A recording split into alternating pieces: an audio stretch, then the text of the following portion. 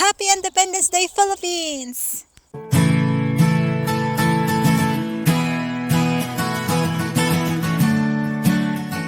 Hi, my name is Sandra and you're watching Micro Moments. For today's video, tayo ay pupunta sa Fritids Park.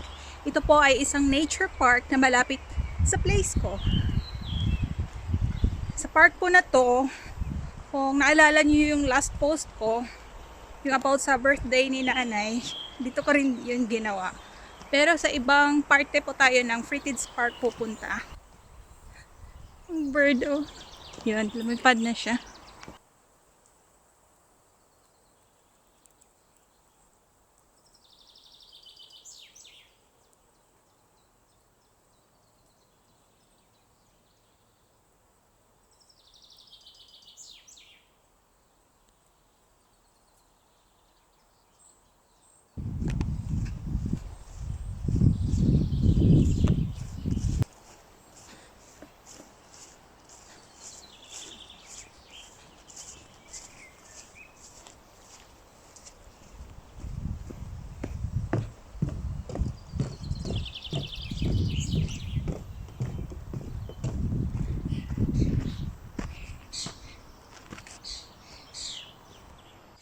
Happy Independence Day, Philippines! Ako, mga kababayan, ay nag-declare din ng Happy Independence Day, Sandra, against endometriosis. Today, June 12, 2021, ako ay nagdideklara. Yan, friends. Yes, friends. Ako ay na-inspire lang naman sa yung naging latest golden buzzer ng America's Got Talent. So, na-share niya mga pangyayari sa buhay niya at despite niya naging positibo siya, friends. At saka lalo na yung sa sinabi niya na huwag na daw tayo mag-wait, na madami tayong pagdaanan sa buhay para maging happy pa tayo. Dapat simulan na natin kaagad-agad. Ayun na nga, kahit kayong pandemya at madami tayong pinagdadaanan, hindi lang financially, kundi physically, mentally, madaming pinagdadaanan ng mga tao. Huwag tayong mag-wait, friends, na matapos pa ang pandemya para magdeklara tayo na maging happy at huwag na kaganyan, friends, tulad ng force na nakatutok lang doon sa problema nangyayari sa buhay. Kasi yan po nangyari sa akin, nakaganyan po ako for several years, nakatutok po ako sa problema. Hindi ko nakikita yung mga blessings, yung mga pwede kong gawin para maging happy ako. Ang nakatutok ako, friends, na yan, ako ay nagsuffer ng endometriosis at yun, instead na maging happy ako, nagiging sad and depressed.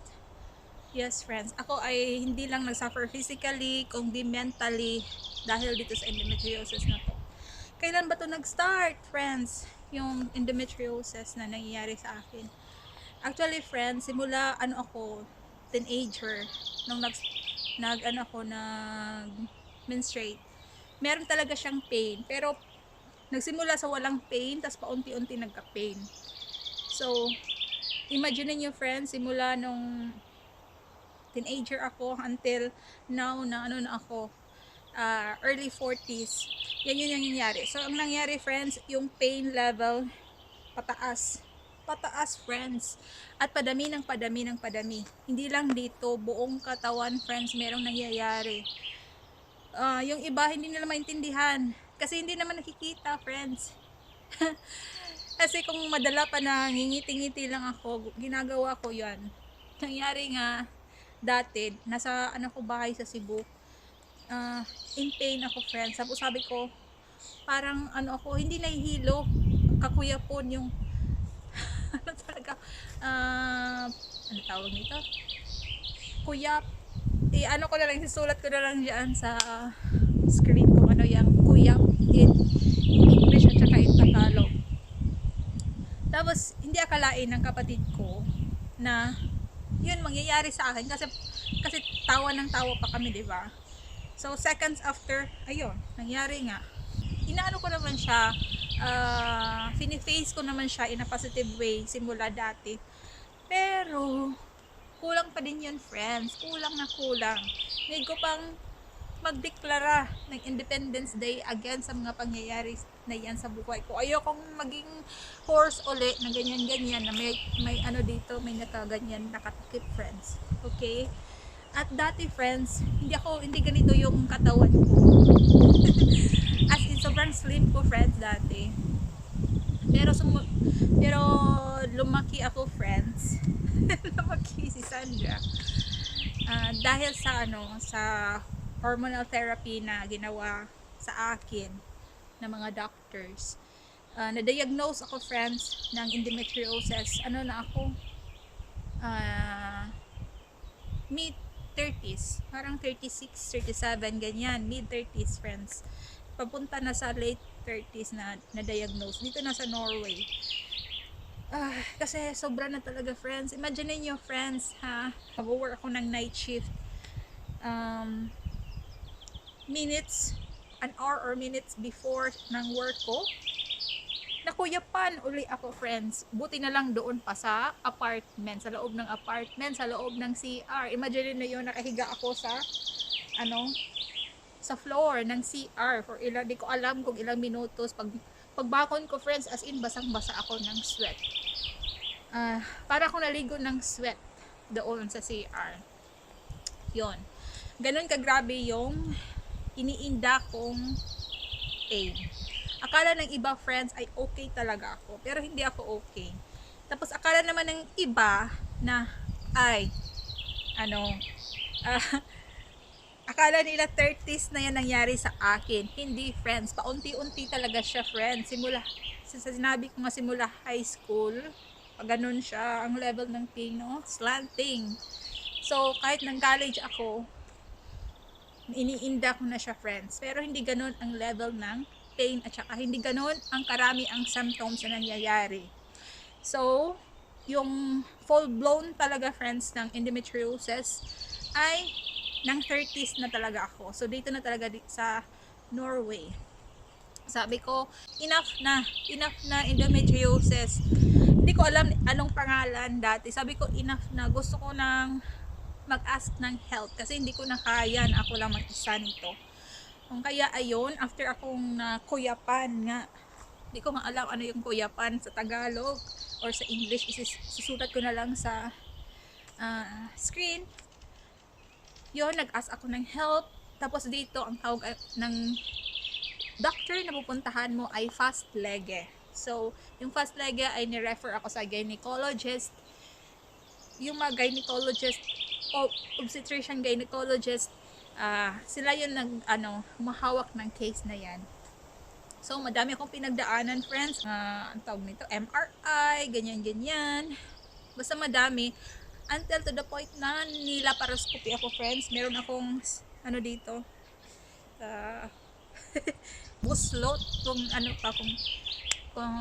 Cebuano, binutasan yung ko friends, yung tiyan ko dito, parang dito at saka dito din, basta madaming butas friends, at pinalaki yung tiyan ko friends, linagyan ng carbon dioxide, pinalaki at chinek lahat ng organs sa loob, tapos chinek din dito internally ang reproductive system, kung anong yung nangyayari sa loob ng reproductive system. So, pinasok ko sa OR friends, hindi lang one time. Ulitin ko friends, hindi lang one time ako pinasok sa OR, okay? First time ay dito, chinek yung reproductive system ko. Yes, nilagay nila ako sa OR. Kasi, ako po ay isang dalagang ulay. Alam niyo yung kung ano yung dalagang ulay. Never ako undergo ng sex, kaya yun, dalagang ulay, declared as dalagang ulay talaga friends.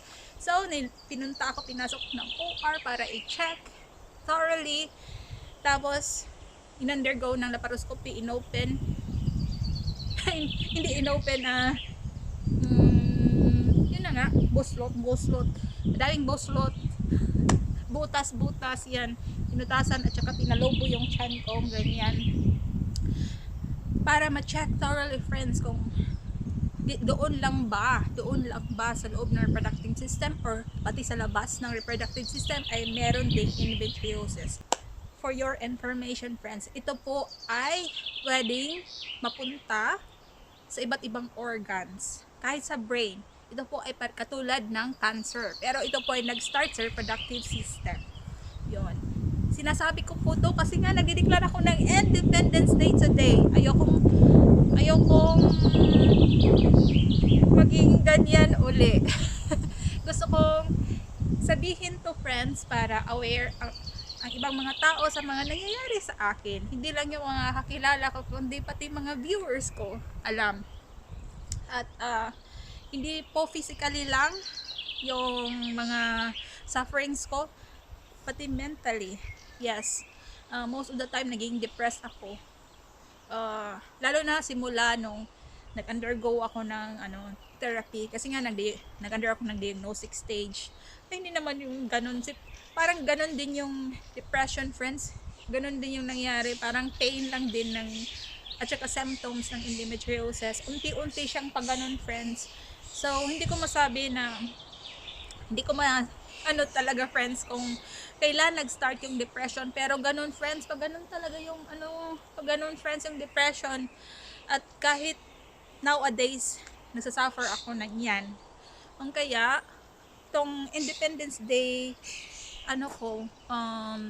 declaration, hindi dahil sa endometriosis free na ako, kasi walang cure, ulitin ko friends, walang cure ang endometriosis.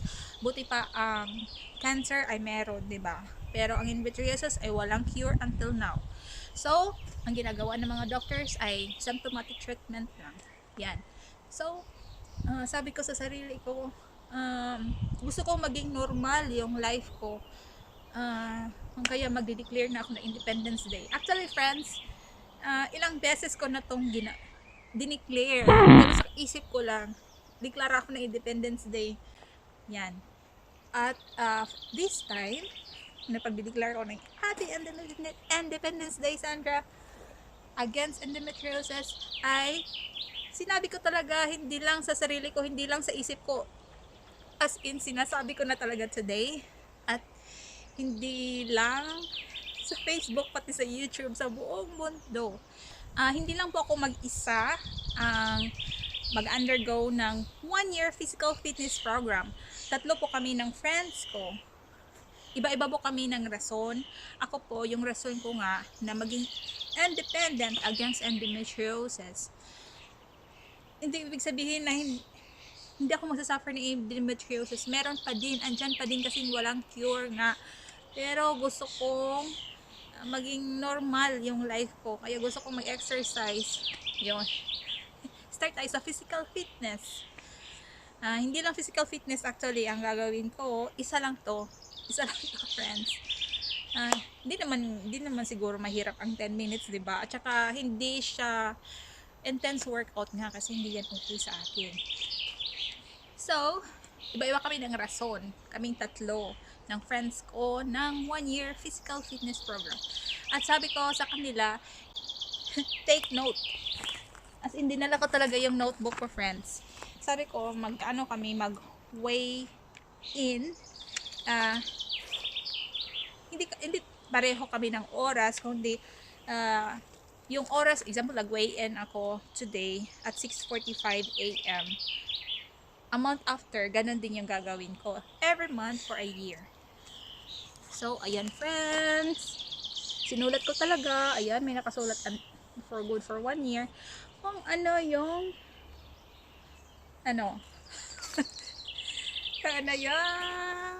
timbang ko at saka yung waistline. Lagay muna natin yung notes. Kasi friends, dati before ako nag-take ng hormones, ako ay maliit nga at wala nga ako mga fats dyan. Kahit kumain pa ako ng sobrang dami, isang kaldero ng kanin, isang container ng ice cream, ano pa dyan, kahit everyday pa yan friends, hindi talaga ako tinatablan. Kaya nga yung mga kapatid ko dati nasasabi, ano ba yan nangyayari sa'yo ate? Sa Bisaya merong term na hagas. Kaya daw ako hindi hindi tumataba. Kasi yung endometriosis, friends, ang nangyayari dalawa lang nangyayari sa may endometriosis. Kung hindi sobrang payat, na walang fats, ay sobrang taba. Ganun ang nangyayari. Yung sa akin ay tumaba talaga ako, friends, simula na undergo ako ng hormonal therapy. Yung talaga baseline ko na dati nung hindi pa ako uminom ng hormones, 45 kilograms lang talaga ako, friends. At hindi yon underweight. Normal weight lang yun, friends, sa height ko kasi hindi ako matangkad.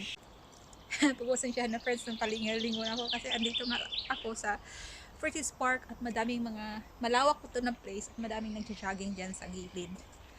Yan. And ano ba ang nangyayari sa akin, friends?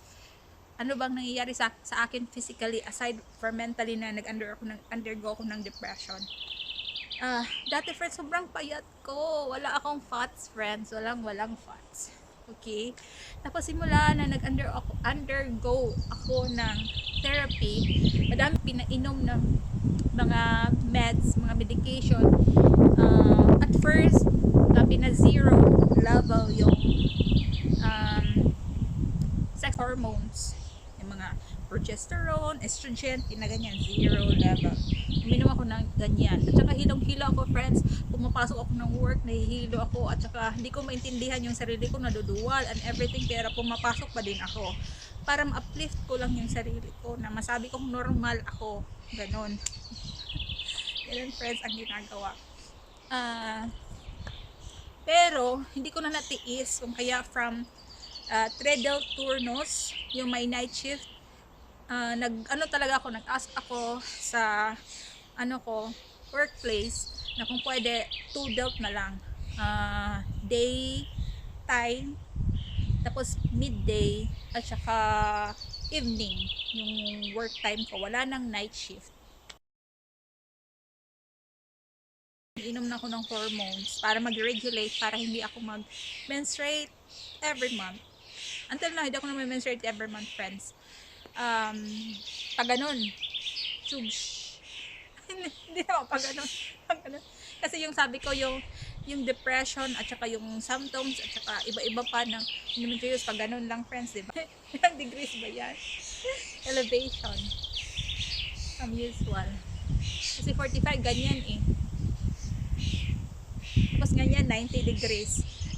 So, yung between sa 45 at saka 0, yun yung from teenage life ko until now, pag ganyan. Pero yung paglaki ko, friends, kasi nga nag-under ako ng therapy, mga late 30s, hindi naman ganyan.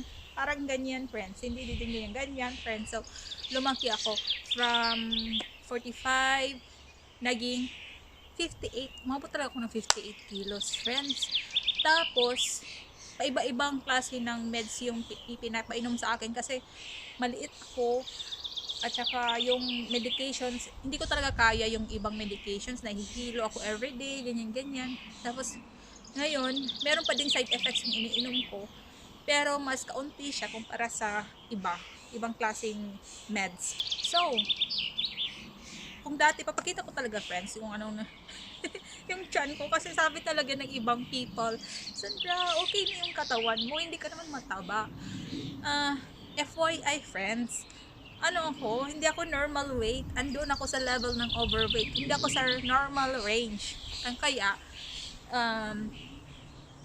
isa to, yung physical fitness, isa to sa gagawin kong declaration against endometriosis.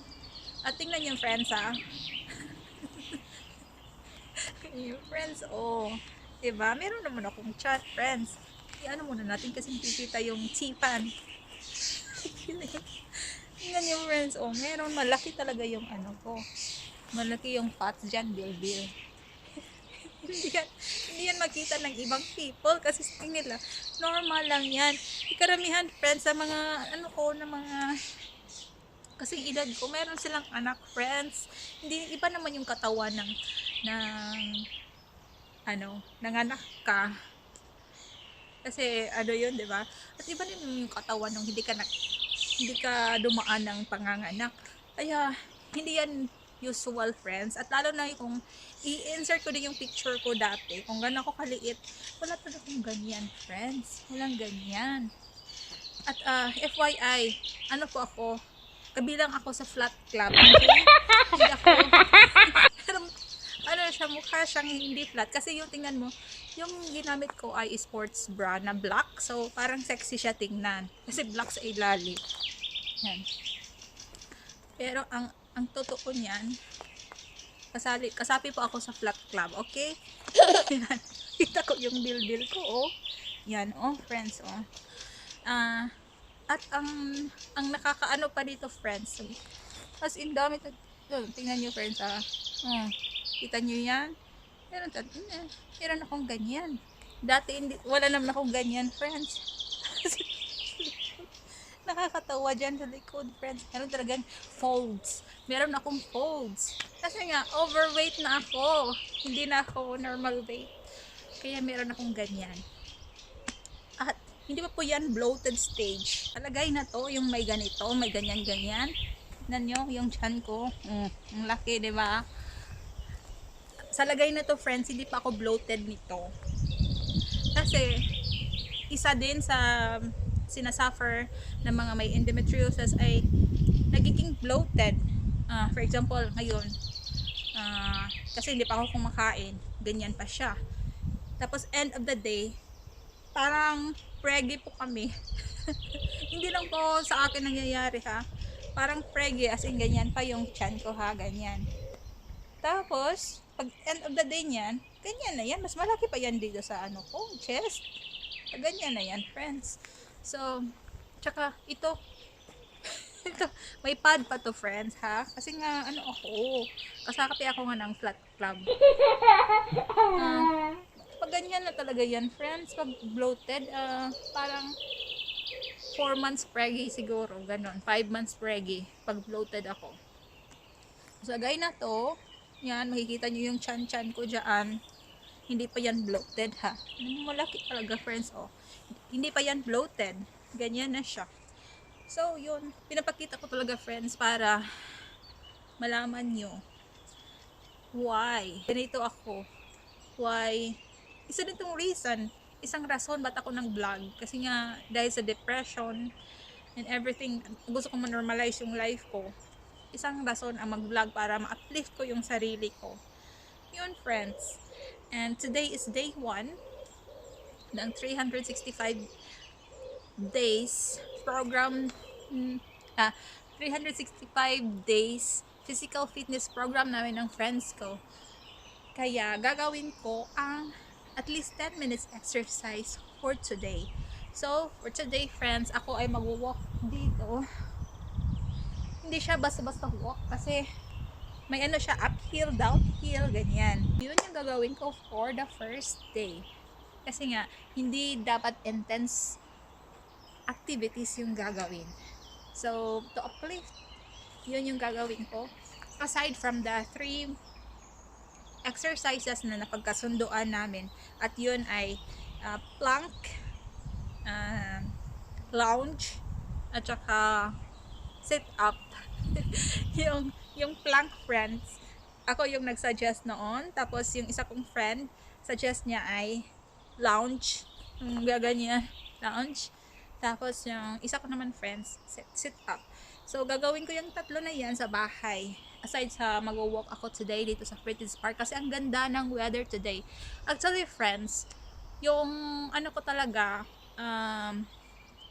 main na pupuntahan sana today ay doon sa exercise area dito na free lang. Yes, friends, kasi may gym dito na pero mababayad ka nga. Pero doon sa labas na may huni-huni ng ibon, pero pwede kang itihan ng ibon at taihan ng ibon. Free lang. Pero ngayon tinanggal. Papakita ko din sa inyo mamaya.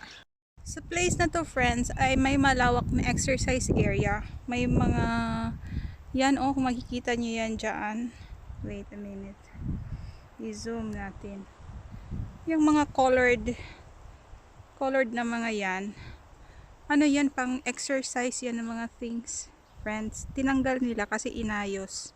Hindi natin kagawa yung original plan for today. But it's okay. Kasi ni-record ko. Kasi nagpunta ako doon kanina.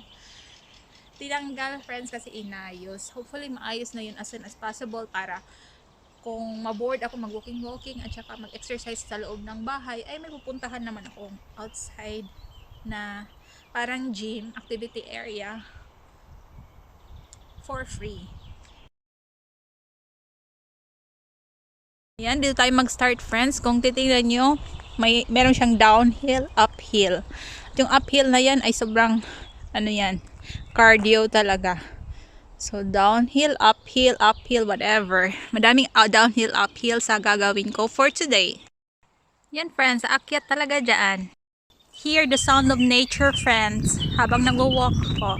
Aside from yung ko talaga, apak-apak.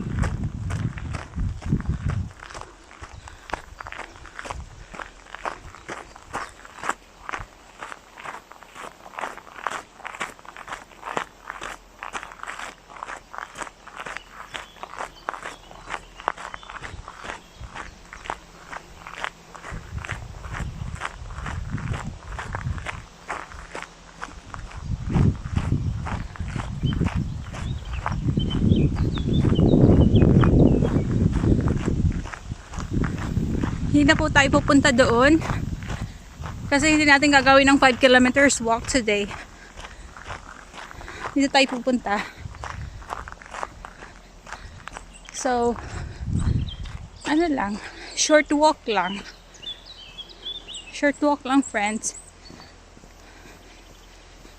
Kasi, dito sa loob ng Fertiz Park, pwede mong gawin ang 5 kilometers walk. May uphill, downhill.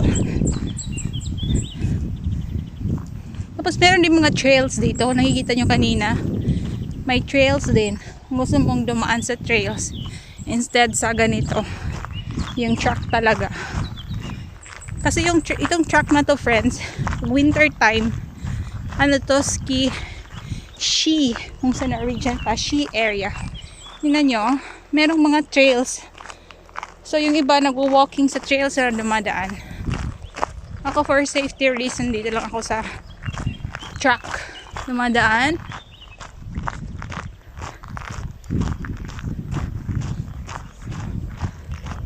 Ayaw ko sa trails. Pero kung may kasama siguro pwede. Mag-isa lang, buti sa track na.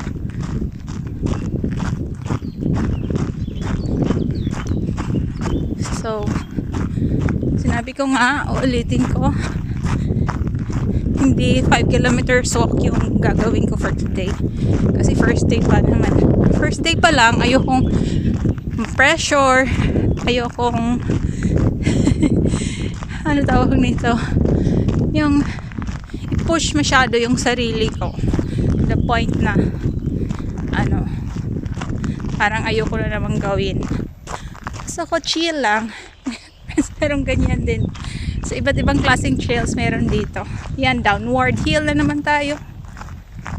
Sinabi ko nga, upward, downward hill yung dito.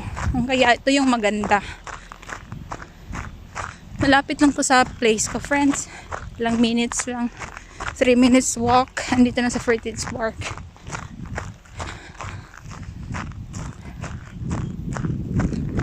Sobrang lawak ng park na to, friends. Isa sa pinakamalawak na parks dito sa Norway.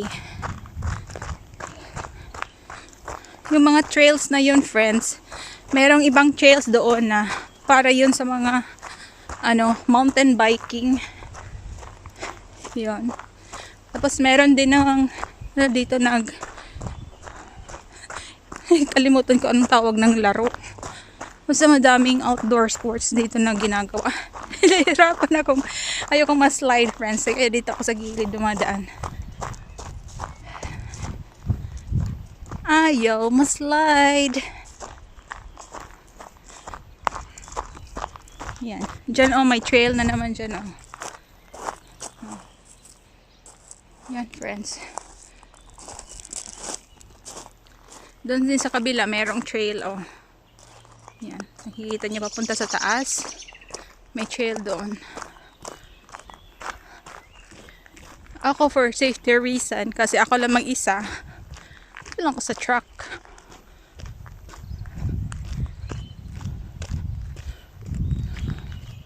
Yan yung my trails.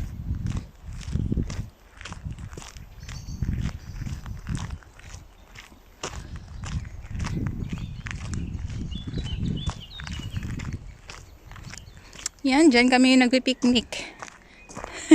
Yung mga table na yan.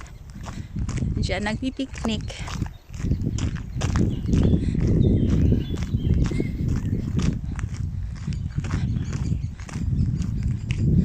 Pwede mag-camp dito. Importante wag mag-follow lang ng rules. Wag magkalat, ganyan.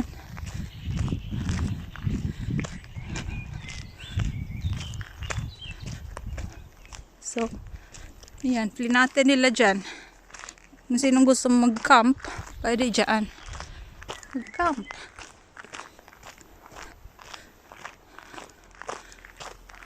Pero karamihan ng mga tao dito pag summer, nagwo-walk lang. Pag winter, ski.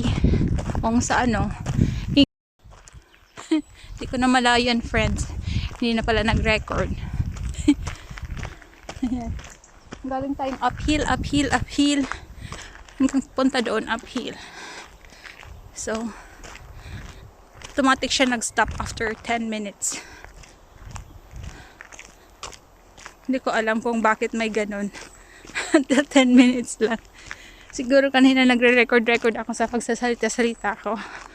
Nilimit din. Nakakaloka naman tong phone na to. Gusto niya siya mag-ano.